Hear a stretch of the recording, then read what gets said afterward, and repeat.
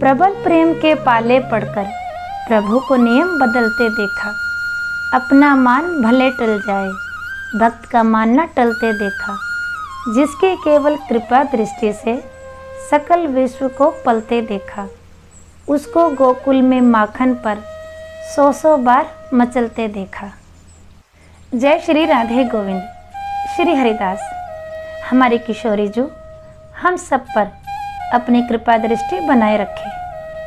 आज इस वीडियो में हम एक सेठ की सत्य घटना सुनेंगे जो हमारे किशोरी जी के परम भक्त थे और उन्हीं के साथ हमारे किशोरी जी ने ये प्यारी सी लीला की है। इस सत्य घटना से हम जानेंगे कि किस तरह जब हम सच्चे मन से भगवान को पुकारते हैं तो वह दौड़े चले आते हैं और हमारी पुकार जरूर सुनते हैं।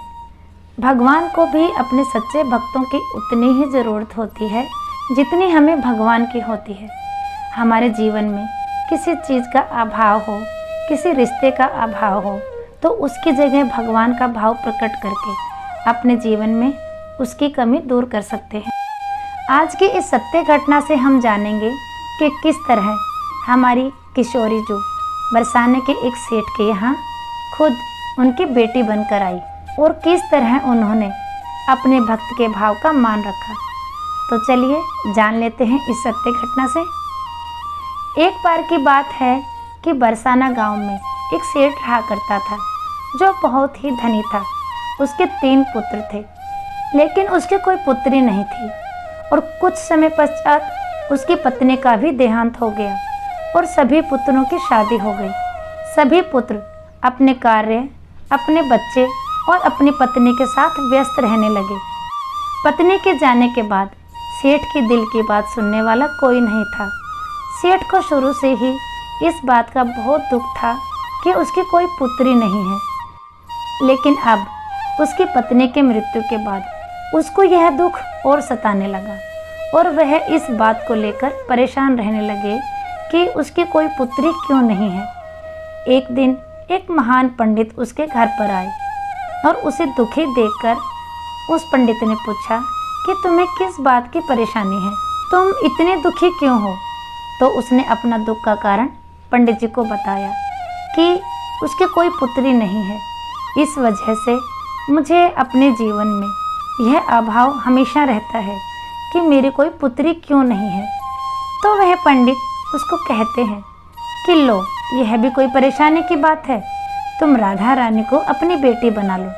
हमारे जीवन में जिस चीज़ की कमी होती है उसको भगवान ही पूरा कर सकते हैं। ऐसे परेशान होने से क्या होगा। तुम राधा रानी को अपनी बेटी मानो और उसे अपने दिल की बात किया करो। देखना, तुम्हें यह अभाव कभी नहीं सताएगा। सेठ को पंडित जी की यह बात अच्छी लगी और उन्होंने ऐसा ही किया।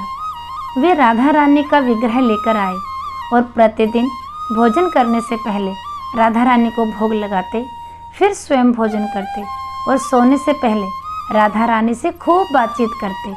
ऐसे ही करते करते वह दिल से राधा रानी को अपनी बेटी मानने लगे और वह भूल ही गए कि उनकी कोई बेटी नहीं है।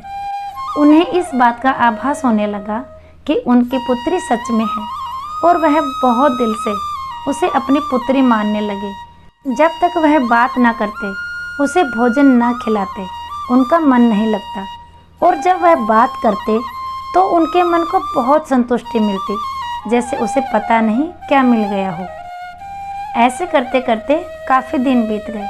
सेठ के घर पर एक चूड़ी बेचने वाली मनहारन आती थी और वह उनकी बहुओं को चूड़ी पहनाकर जाती थी। एक दिन वह चूड़ी बेचने घर पर आई और उसने सेठ के बेटे की 3 बहुओं को चूड़ी पहनाई। उसके बाद जब सेठ की बहुएं चूड़ी पहनकर चली गईं तो उसके सामने एक और कन्या आई और उसने कहा कि मुझे भी चूड़ियाँ पहना दो। चूड़ी वाले ने सोचा कि शायद सेठ के घर पर कोई मेहमान आई होगी तो उसने उसको भी चूड़ी पहना दी।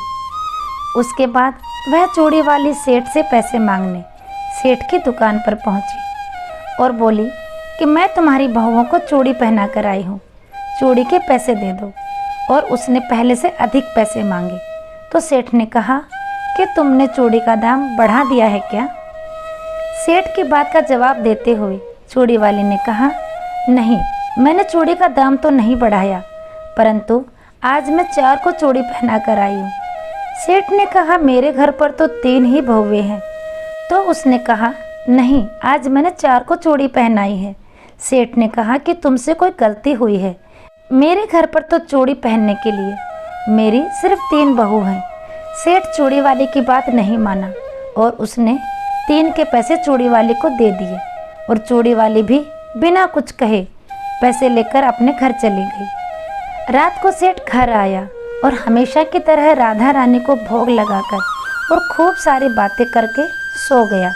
उस दिन रात को सेठ के सपने में राधा रानी आई और कहने लगी कि बाबा, तुमने चूड़ी वाले को मेरी चूड़ी के पैसे क्यों नहीं दिए?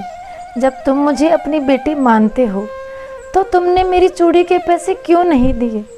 ऐसा कहकर एक लाडली बेटी की तरह वह रोने लगी। यह सब देखकर सेठ की आंख खुल गई और वह भी रोने लगे। जब सुबह हुई तो वह चूड़ी वाले के घर गए और बहुत सारी स्वर्ण मुद्राएं उसके पैरों में रख दी और उसने बताया कि तुम कल सच बोल रही थी, तुमने कल 4 को ही चूड़ी पहनाई है। मैंने राधा रानी को अपनी बेटी माना है। तुम बहुत भाग्यशाली हो जिसको राधा रानी के दर्शन हुए। मैं इतने दिनों से उनके दर्शन को तड़प रहा हूँ और तुमने एक ही बार में उनके दर्शन कर लिए। यह बोलकर रोने लगे और बोले कि तुम्हें चूड़ी का जो दाम चाहिए मुझसे मांग लो। यह सुनकर मनहारण की आंखों में भी आंसू आ गए और उसने मन में सोचा कि जब मुझे राधा रानी के ही दर्शन हो गए तो इससे ज़्यादा मुझे और क्या चाहिए। और उसने सेठ के सामने हाथ जोड़कर कहा कि तुम्हारी वजह से मुझे राधा रानी के दर्शन हुए, जिससे मेरा यह जीवन सफल हो गया। मुझे कुछ नहीं चाहिए। धन्य है वो मनहारण जिसके हाथों से स्वयं राधा रानी ने चूड़ी पहनी, और धन्य है वो सेठ जिनके भाव से खुश होकर राधा रानी उनकी पुत्री बनी। इस सत्य घटना को सुनकर मेरी भी हमारी किशोरी जू से यही प्रार्थना है, हे लाडली राधे, हमारे जीवन में भी ऐसा ही कोई शुभ दिन आए जब हम भगवान को दिल से पुकारते हैं और उनके भाव से पूजा अर्चना करते हैं, तो वह कैसे हमारे पास दौड़े चले आते हैं। अगर हम सब में से किसी के जीवन में किसी रिश्ते की कमी है तो वो रिश्ता हमें भगवान से बना लेना चाहिए। हमसे ज़्यादा उस रिश्ते को फिर प्रभु निभाएंगे और कभी भी आपको उस रिश्ते की कमी महसूस नहीं होगी।